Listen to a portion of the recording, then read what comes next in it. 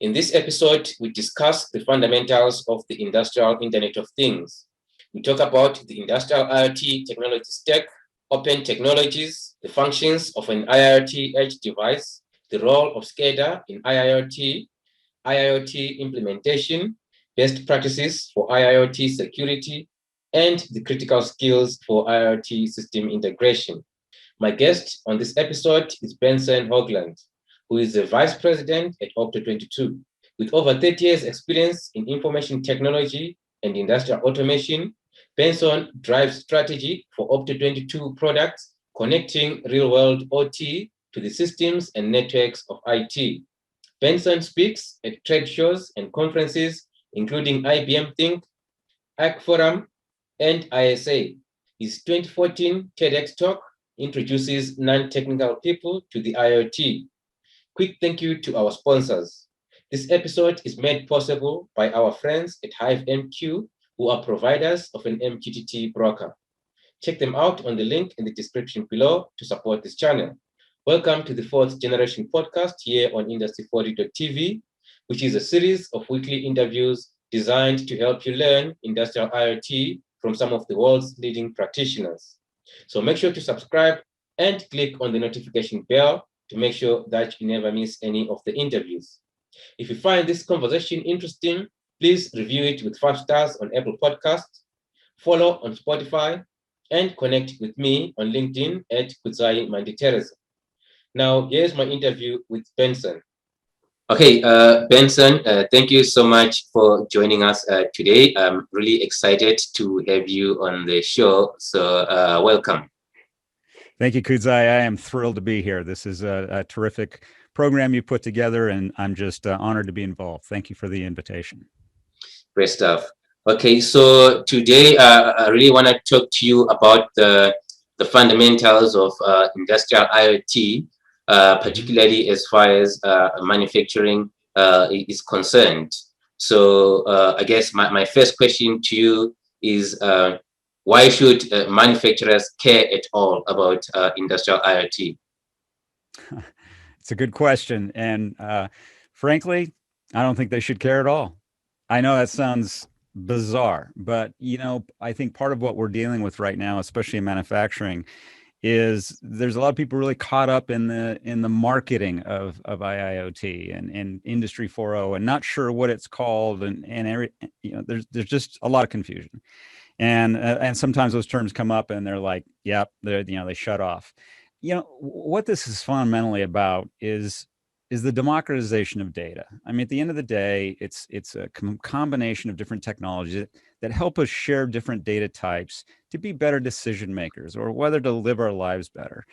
I did a TEDx talk on the Internet of Things 7 years ago.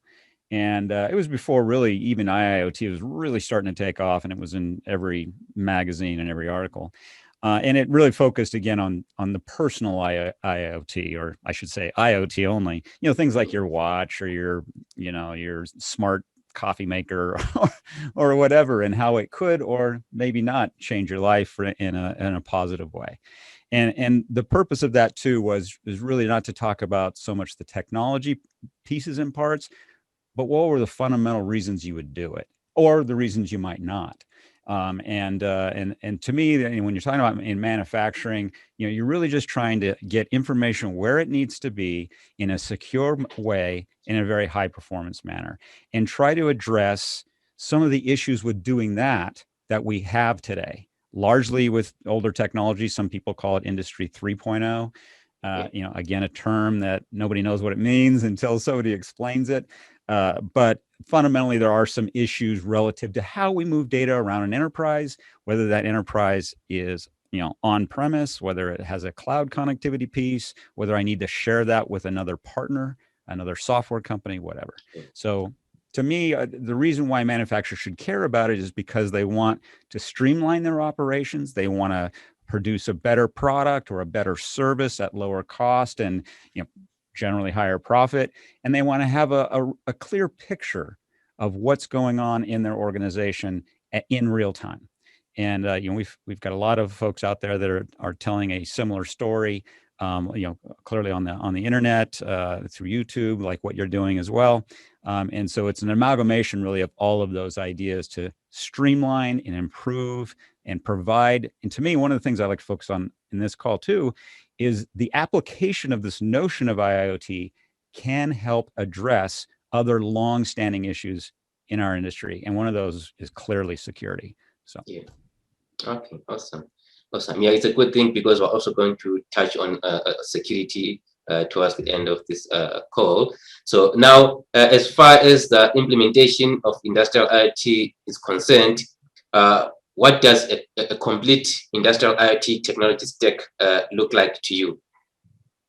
Yeah, so sometimes it's helpful. There's a lot of technologies thrown around, a lot of concepts. I have MQTT and OPC and this and that. And you know what? Sometimes it's helpful to put this in context and kind of take a look back at how did we get here, right? How did we get to the point today where we're doing things that we couldn't think possible decades ago?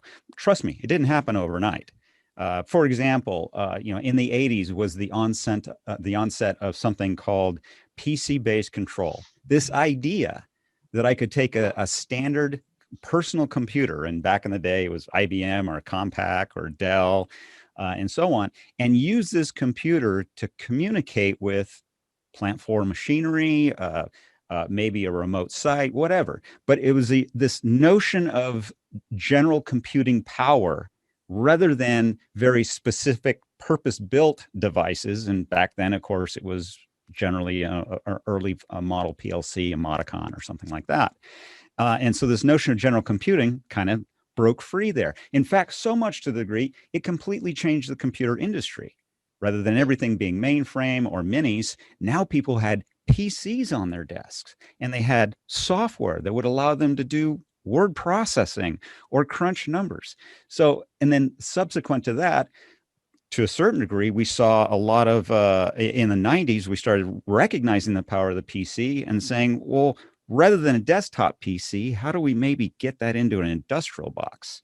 And so we saw a lot of developments there. And some of the things that made that interesting was one of them that was a key piece of technology. It is very prevalent in what we're doing today, was Ethernet. And you may think, well, Ethernet's been around forever. Well, really, it hasn't. It never really got on the plant floor until the very late 90s. And the reason for that was numerous, but the big one is many of the industry titans, let's say, didn't want to see Ethernet on the plant floor because that opened things up. And Ethernet's just a wire medium, right? It could be wireless, it could be whatever. But the true magic there was something called TCP/IP. So even though we had Ethernet in the 80s, 70s, 80s, 90s, whatever, it was that TCP/IP, what I call the dial tone, right? So the dial tone gave me that opportunity to use Ethernet or wireless or some other physical medium to create connections. And that's what TCP is. TCP is a transport control protocol. It's allowing me to create connections between two things. So this became a very important part of our journey to where we are today. And then layer on top of TCP, TCP/IP was, various protocols that allowed us to start to intercommunicate. Another thing that in our industry was pushed back on because we had proprietary protocols everywhere, and that was vendor lock-in. And, even from us, from our philosophy, our approach to, development of products and so on at Opto22 has always been, how do we combine this OT, this notion of OT ruggedness with this open and available and ubiquitous IT technology? And that's where we start to see all these, PC-based control, TCP/IP, Ethernet start to bundle in. Then you had the onslaught of M2M and machine-to-machine, which was arguably the predecessor to what we call IIoT today. But again, all these technologies became part of what your question is what's that IoT technology stack? So it actually starts at a pretty low layer. And then as we bundle things on in 1999 was the, of course, the MQTT protocol designed to solve a given problem. But then once you have these protocols and we have these connections, now we need to be able to distribute data or democratize data in a meaningful way. And we've seen a lot of different ways to do that, but those ultimately come down to some degree as a protocol or an application protocol. And the prevalent ones are obvious: HTTPS, perhaps HTML. There's several on the website of things. There's JSON. JSON is well suited for the beauty of JSON, of course, is its ability, its metadata, right? There's JSON as a way of describing the data that's in the document. So that makes it easy to parse and understand the data. And of course, today, one of the things that we're seeing that we think is an important part of the industrial IoT technology stack is SparkPlug-B. And SparkPlug-B, of course, is a version of a protocol. It's basically a payload definition and much more over the MQTT transport protocol. So we think that becomes an important way of expressing data and creating a valid namespace so that others can consume data and start getting to work on making that data useful right away. So that's where I'd start. Naturally, I think virtually all the technologies I just described, I think that in IIoT applications, it makes sense to push those technologies down to their lowest level. And of course, there we're talking about edge computing, right? And everybody's got their own definition of edge. Where's the edge? And basically, to me, the edge is where the source of the data is. And I think that is also an important part from a hardware perspective, a very important part of the technology stack for successful IoT implementation. Not just because I want to run code there or because it is at the edge, but this becomes very important from a technology stack perspective. There are clients and there's servers. And in OT, maybe some people call it master slave. I'm not going to go down that path. But I will say that the world of devices in the IoT is made up of clients and servers. Clients talk, servers listen. And one thing I'll tell you is, if there's any one takeaway from this, it's IIoT should be fewer servers and more clients. Fewer servers and more clients. And the reason for that is numerous. But one, and we'll get to it, I'm sure later, is security. A server is a security vulnerability. A client generally doesn't need to be. So there's your technology stack.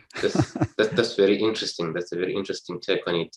So now, one terminology that gets thrown around a lot as well is open technologies. What exactly does it mean to say a technology is open, and what are the benefits of using open technologies in IIoT? Yes, that's a tough topic. And it's not a tough topic. It's just that there's a lot of people who have their own definitions of what that means. For example, it could be open source, right? And the notion of open source code, which we are huge. We love open source. A lot of our products are made with open source code bases. And then there's the other level that is, well, maybe it's not open source code that we're going to share the actual code, but we're going to provide a way of interacting with that code without a royalty, without a license, right? So you're not necessarily giving up the code base, but you are providing a very simple and public and a published way of interacting with, say it's a service or a class or whatever. And then there's others who call something open because it's a de facto standard. For example, Microsoft Windows. It's the de facto standard, so it's somewhat open. I would argue otherwise, but that's, again, how people define things. For us, the benefit to the industry for open technologies is the ability to harness and to a certain degree exploit all code that's already out there to provide better services, better technologies, better ways of moving data around. And we believe that it's important for those types of technologies to be freely available to anyone, because for a number of reasons. One, it spreads innovation. Two, it generally prevents vendor lock-in, and that's a kind of a big deal. I mean, we hate to be locked into a given architecture, a given product set. You want to be able to share, use the kind of technologies. I can use it with this vendor, use it with this vendor, use it with this vendor. The other one, and particularly in the security arena and the operating system arena, is that notion of you have a large group of people that are part of the community, and they're all watching each other's backs. They're all applying software updates. They're all looking at where vulnerabilities may exist. So it's a crowdsourced approach to solving software problems, particularly in the open source software realm. So we think that's equally important. And then a lot of people think, well, wait a minute, if it's open source, then I've got no support. Or where do I go? Where do I go if I need some help? Well, the good news is obviously there's a massive open source community out there that can help you anytime you need it. I mean, you just gotta ask. But the second part is there are some really valuable technologies in IIoT that are not necessarily open source, but were built on open source methodologies. For example, the Chariot Broker from Cirrus Link Solutions, terrific product. It's a commercial product. Let's not kid ourselves. From the inventors of MQTT, which is terrific. But it is a commercial product. But it was based upon Mosquito, which is open source. Same with our friends at HiveMQ, right? So the HiveMQ has got a terrific cloud platform for MQTT or an on-premise solution for MQTT. As a broker, and yes, I'm kind of focused on MQTT right now, but the point being is that those are both commercial solutions with support, with licensing and so on, but it's based on open source. So you say the same thing for the TCP/IP stack. That's another one. You can say the same thing for the Linux OS. You can build your own Linux OS with open source components.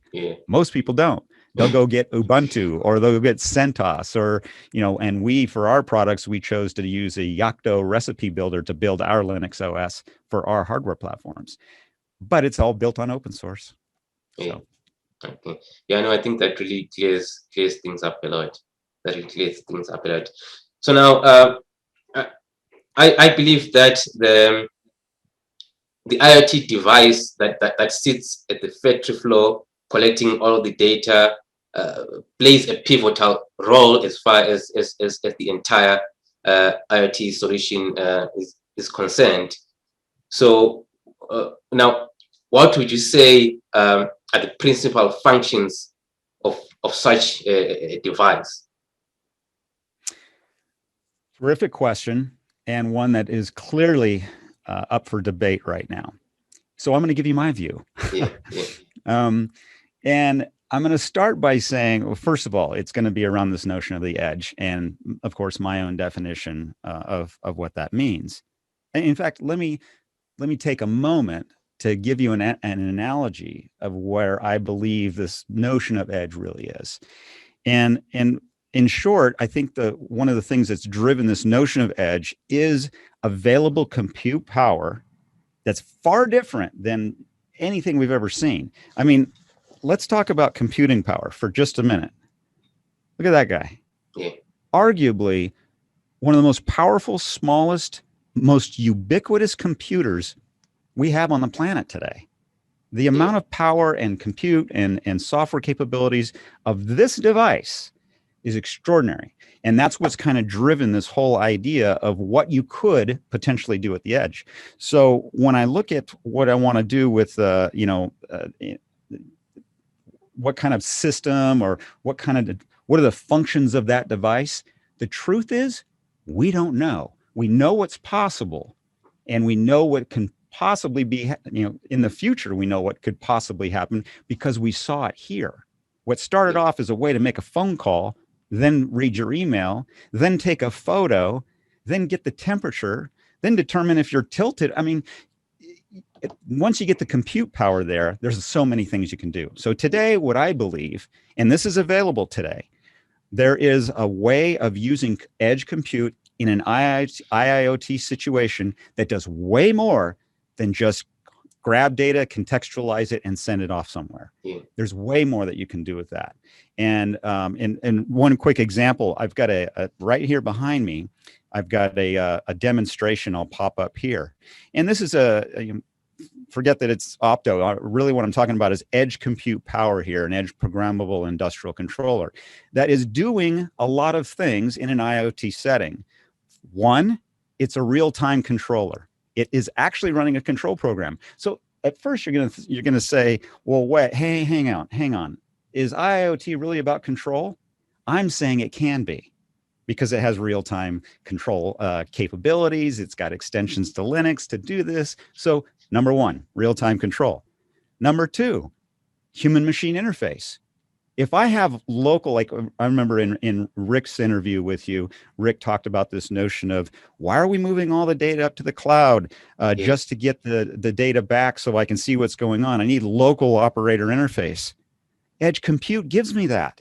And also the ability to just run it out on an HDMI cable to a monitor. So this actually ends up being like a small computer.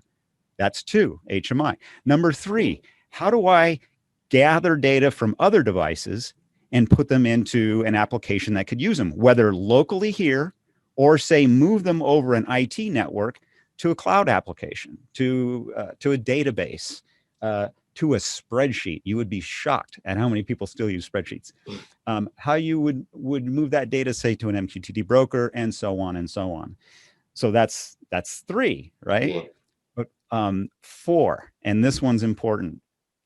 These devices that you're communicating to on the plant floor today, and there are millions of them on the plant floor today, are 100% unsecure.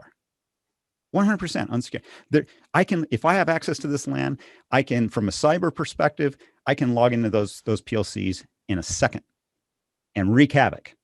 And so one of the most important functions that I believe people are overlooking on a true edge compute IoT device is its ability to segment an unsecured network, what we call a trusted network, meaning you know everybody who's on that network, from an untrusted network, like a corporate LAN or even the internet.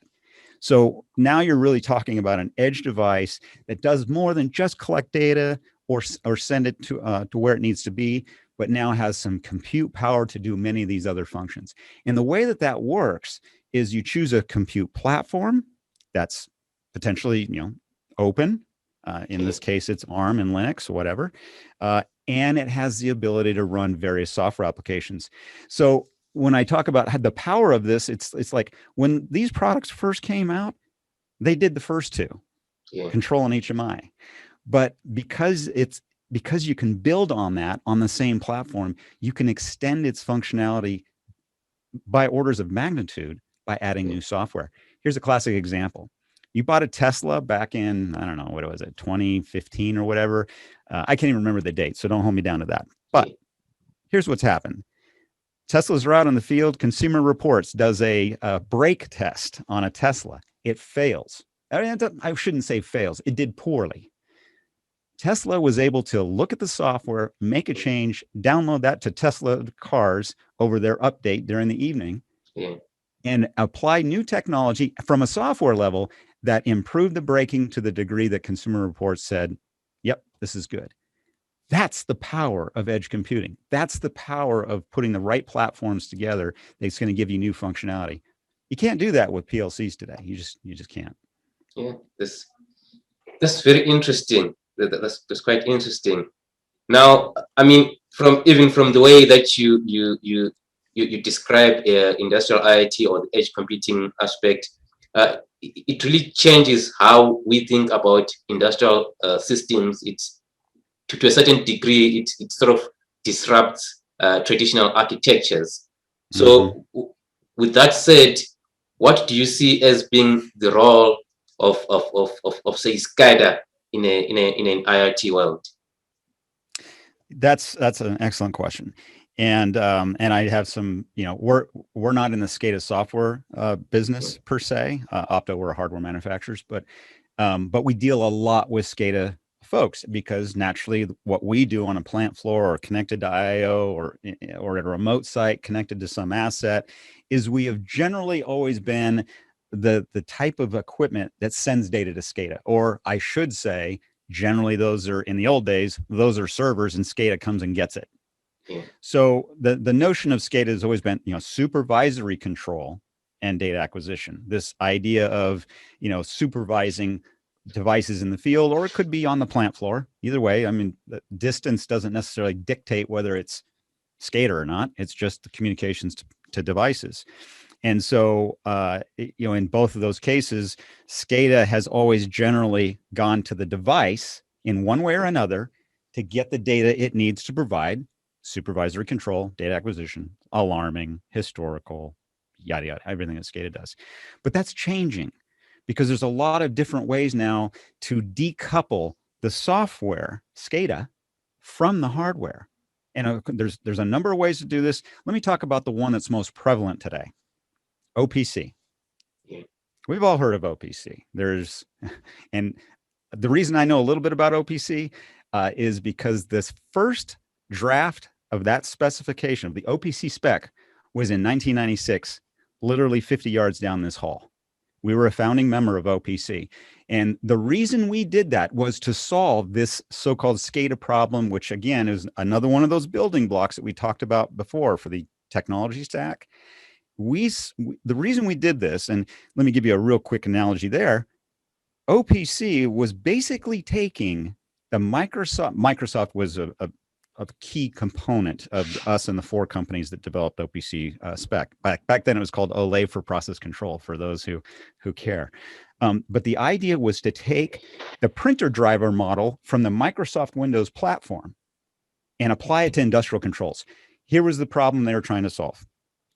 Microsoft was working with, WordPerfect at the time, or Lotus 123, or this, that, and the other. And each of those software platforms had their own printer drivers. So if I wanted to print a spreadsheet or I wanted to print a word processing document, I had to go to those software vendors to get the printer drivers. And I was limited by which printer drivers they had. Microsoft pulled together this notion of a printer definition and basically a model for, hey, listen, your software goes to the printer model. We'll take care of making sure we have drivers to all the printers. Then all the applications can share all the printers. That was the fundamental element, let's call it, architecture behind OPC.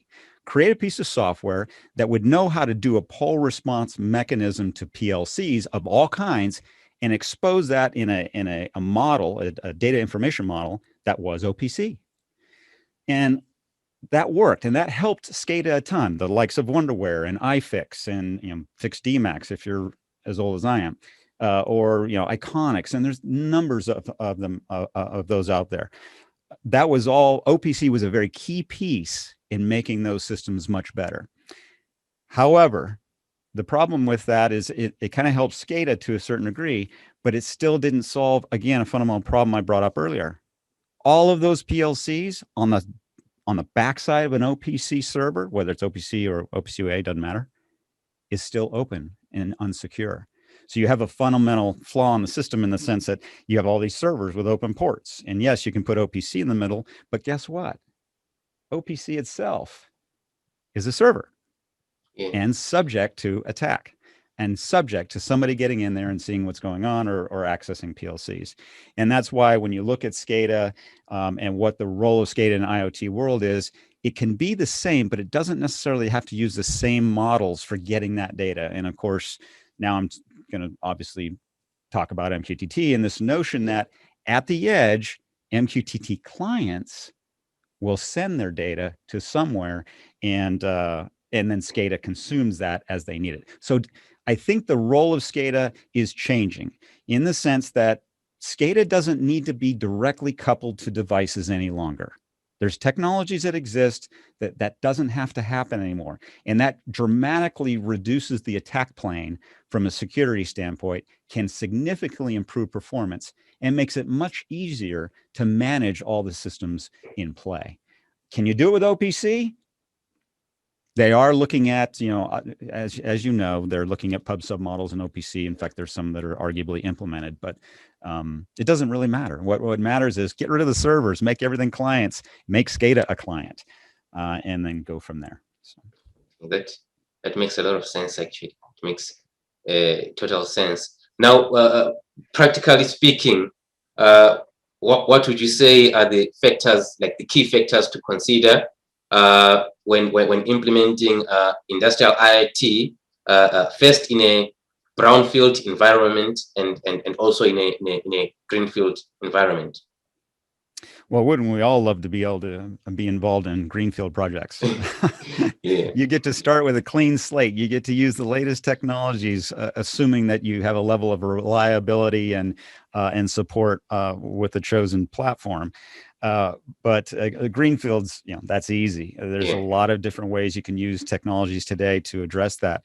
But let's be honest, we live in a brownfield world, That's and even if you are fortunate enough to build out a system in a very in a greenfield way, the likelihood is it's got to integrate with brownfield devices anyway, at some level, unless you're totally like on an island and it doesn't have to share data with anything. So the concept of greenfield to brownfield, to me, is you want to probably try to use a technology stack and a set of technologies that is equally suitable to both. And that's kind of a weird concept, because you're like, well, if I'm starting on fresh, I'm not going to have to worry about all that other stuff or doing things a different way. But what if products were built in a way that it allow you to address greenfield applications quickly, simply, cost effectively, with high security and performance, but you could do the same for brownfield devices because they exist, they're out there. Let's make the most use of those that we possibly can by, again, using edge technology. So we have a lot of customers that are doing this today, and there's a lot of it happening in the world. In terms of people who are doing digital transformation projects, is how do they leverage those brownfield devices? How do they get the right devices that work really well in both environments?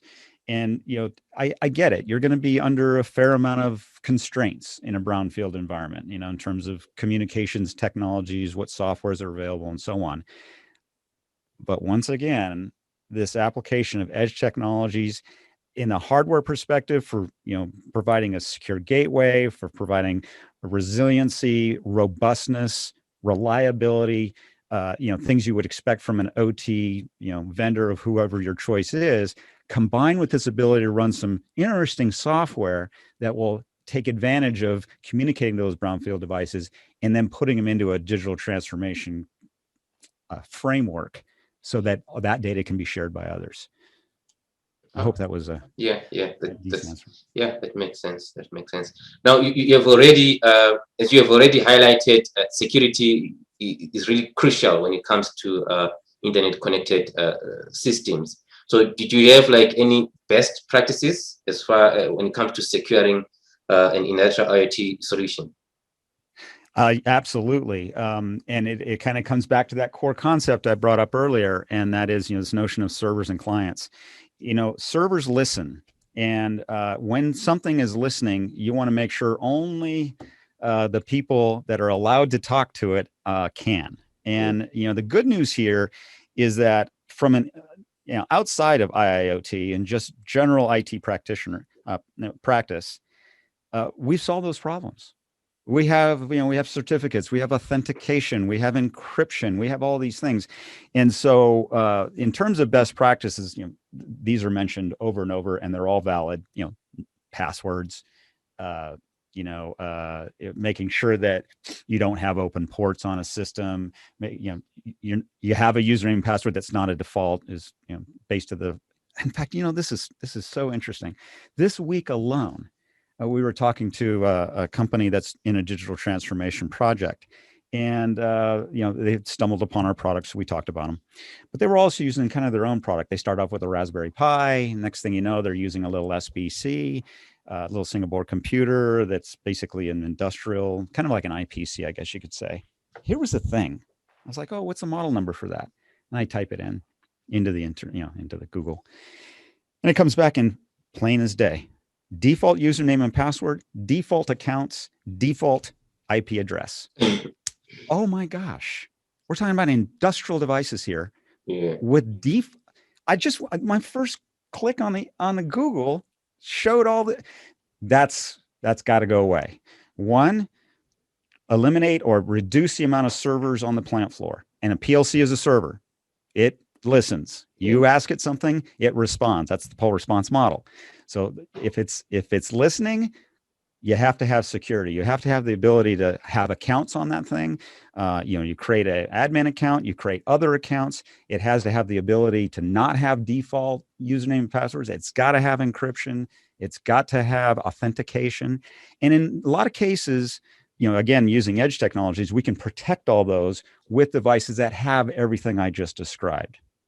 This notion of no defaults, this notion of accounts.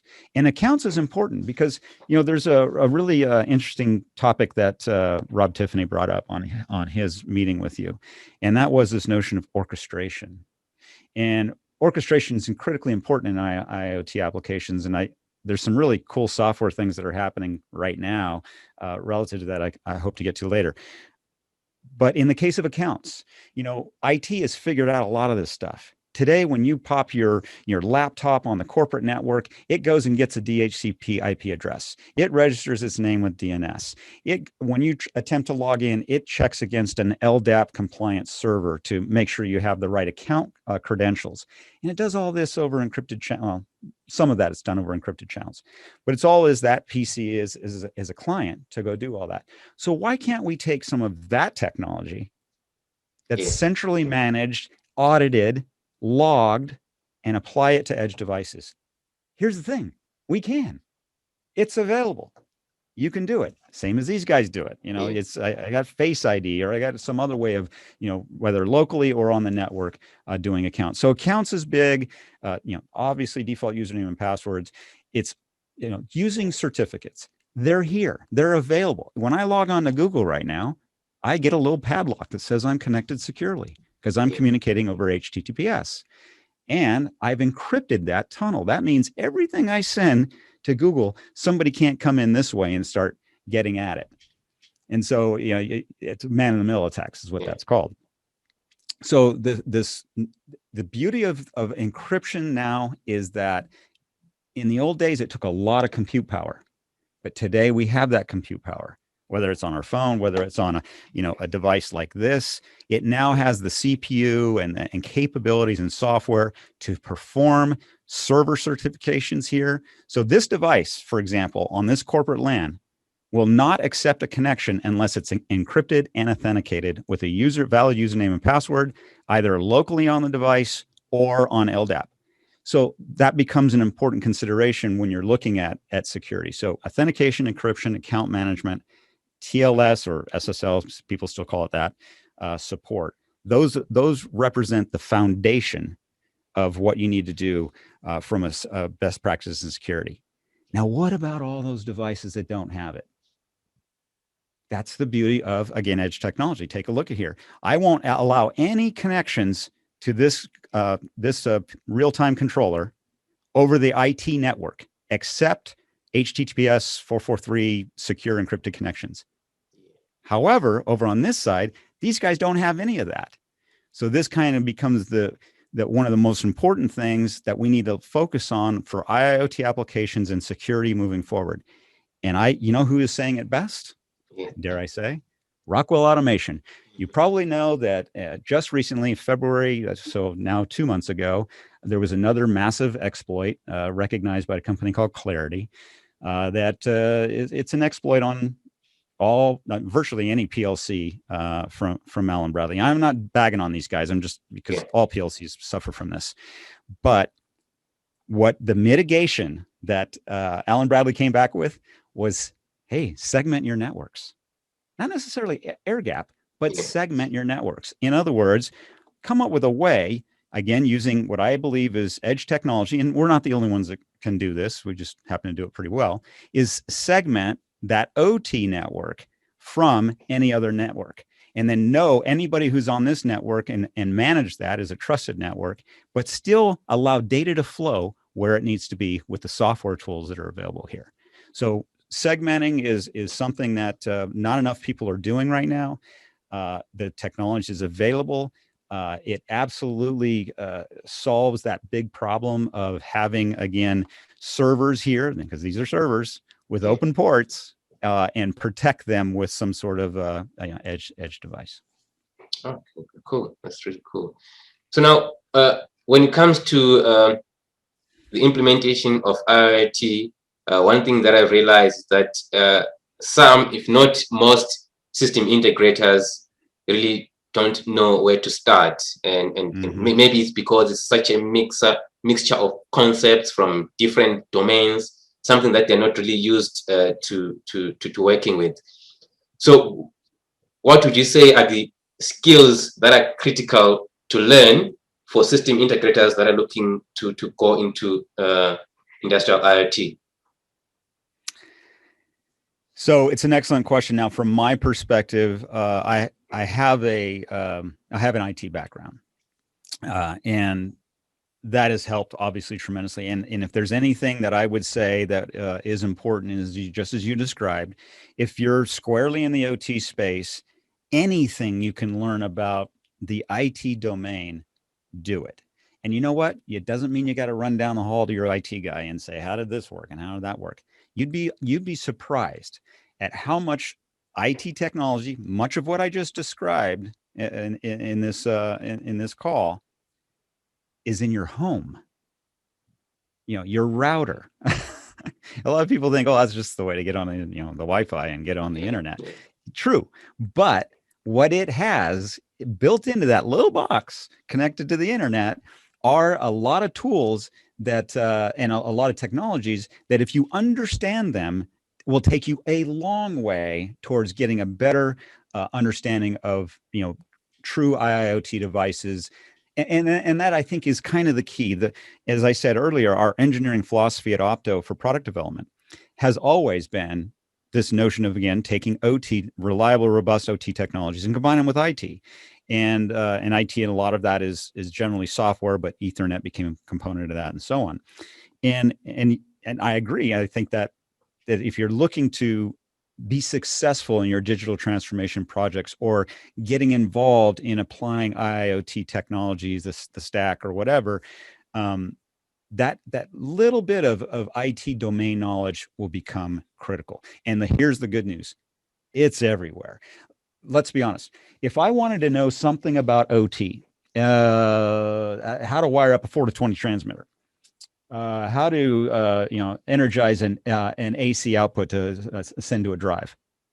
You know how many resources are on the internet for that?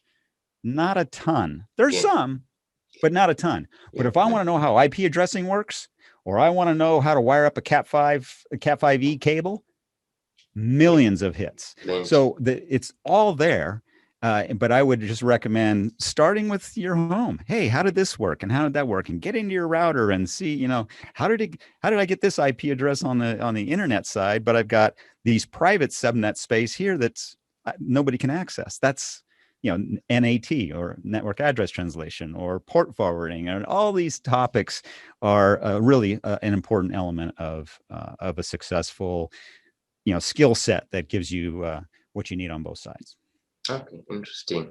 Now, another thing that I've also come to realize is that most of the companies that go down the path of IoT and only focus on the technology aspect of it, they fail to realize success, mainly because they don't integrate it with their business processes, like not just technologies for its sake. So do you have any thoughts on how they could go about achieving that integration? Yeah, and this is a nascent field to a large degree, and I think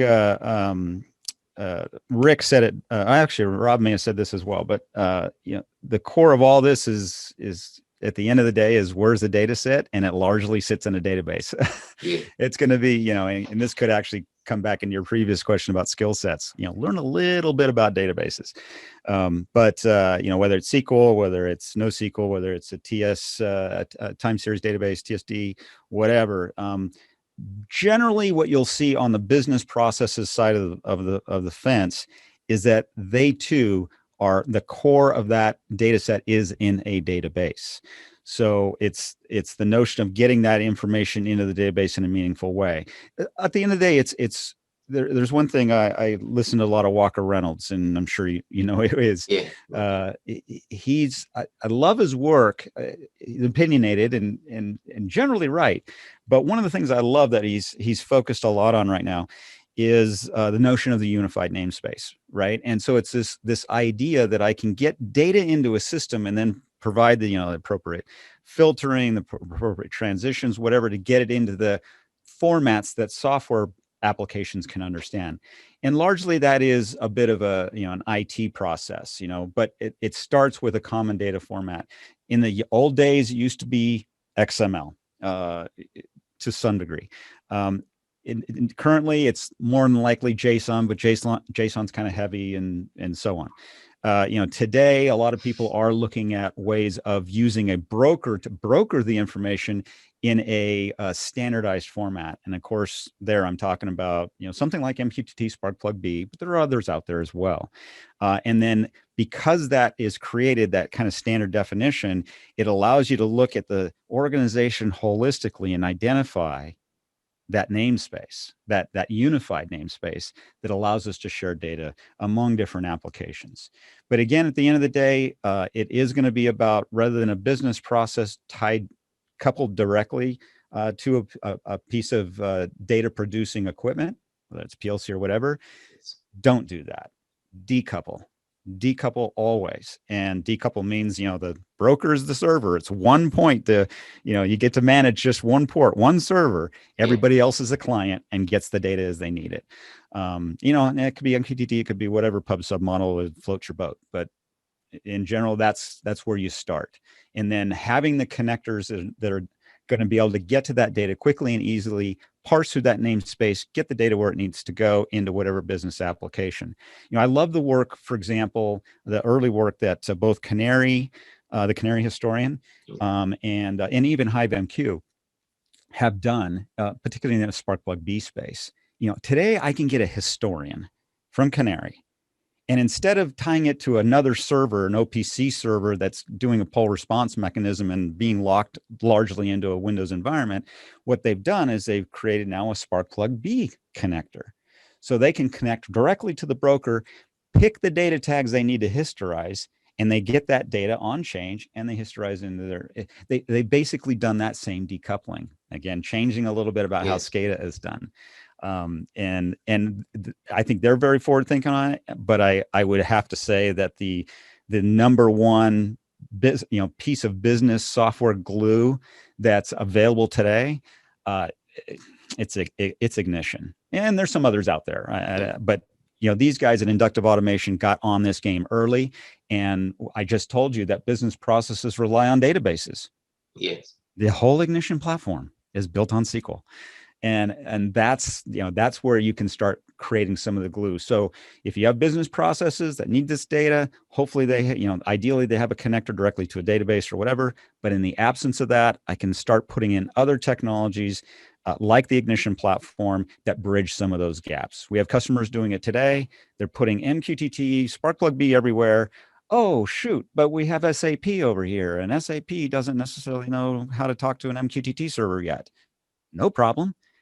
By putting the Ignition software in between, it can grab all that MQTT data, reformat it, and squirt it to SAP.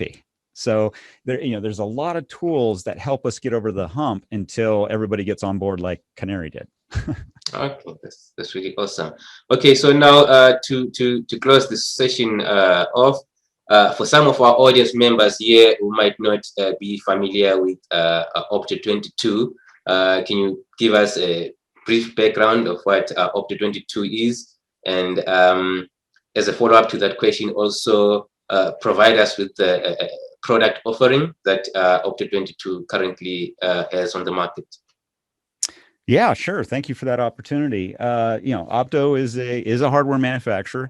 We're in a small town in Temecula, California, just about an hour north of San Diego. I'm in that building now. It's where we make everything. We manufacture it, we sell it, we support it, we design it. Everything is done right here in this building. So we're proud of the fact that for at least for your North American customers or domestic, for us is made in the USA. We We've been doing this for 47 years. So when I told you early on about PC-based control, we did that. The company was founded by the co-inventor of the solid state relay, something that we take totally for granted today. But the fundamentals of what we do at Opto are based on those very early technologies. First solid state relay, then PC-based control, then the notion of a PAC or a PAC, a hybrid control system, and so on. So our history of this, this 47 years has all been building on previous technologies to deliver what we believe is an important aspect, an important product set to address today's problems. And that is something that we call an edge programmable industrial controller. I've got you probably see right here next to me, I've got actually a desk cam. I call it my cooking cam because it's like, one of my cooking shows. But yeah, indeed, this is a couple of our products that we offer. This is the Groove Epic controller, very similar to the one that's behind me here. But this one's on my desk in the form of what we call a learning center. So that's the Groove Epic and the Groove Epic Learning Center here. And then we also have something called Rio. And Rio is remote IO, but it's way, way more than that. That, again, that notion of, does IO have to be a server? Does something else have to come and scan the IO constantly to get its data? I say no. Make it a client. It's perhaps a server to its instrumentation wired to it. But once I have the instrumentation wired to the Rio, send the data where it needs to go. Send it directly to a database, send it to a cloud, send it to MQTT broker, it doesn't matter. That's where we see the real potential. And the notion of a remote IO product that has security, that has the encryption, that has the authentication, and can act as a client to virtually any other piece of software, we think that's the future. So that's a little bit about our products and about Opto. Okay, awesome. So Benson, thank you again for making time to come out to the show, and really appreciate it. Thank you. Yeah, thanks for the opportunity, and good luck. Keep going with your very informative and educational series here on Industry 4.0 TV. Okay, thank you.